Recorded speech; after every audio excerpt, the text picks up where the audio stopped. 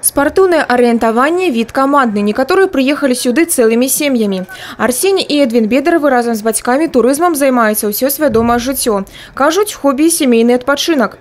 Паходы, шмат падарожжаў у розныя краіны, дзе яны ўдзельнічаюць у чэмпіянатах па спартыўным арыентаванні. Кажуць, усё гэта захапляе і згуртоўвае. Занимаемся туризмом мы, уже детей с детства приучили, с малых лет. С годика у нас уже он ходил в водные походы, пешеходные походы и уже занимаемся техникой. Но ориентированием мы начали заниматься уже позже, уже официально, уже чтобы это было семейный вид спорта. Весь отпуск, лето мы, как правило, планируем под какие-то основные старты.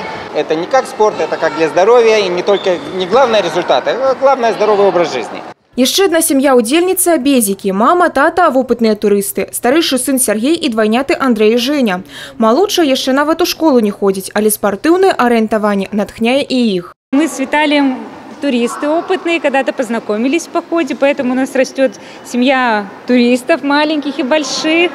В соревнованиях мы принимаем участие каждый год с их основания, уже 10 лет подряд. Конечно, просто участие в данном случае, потому что ребята сегодня выходили на сложную дистанцию сами, первый раз, у них все получилось. И это, наверное, главная награда, что все получалось и что мы сегодня вместе. У спаборніцтве ўдзельнічалі каля 5000 турыстаў з розных куткоў нашай вобласці, ад пяцікласнікаў да ветэранаў. Необходимо пройти дистанцию в заданном направлении, то есть каждый участник с электронным чипом проходит в заданном направлении, каждый контрольный пункт берет так, как он нарисован на карте. И в этом сложность. Дыстанцыя арыентавання налажана не толькі ў лабірынтах перашкод спартыўных залаў, але і ў калідорах, фае і розных паверхах школы.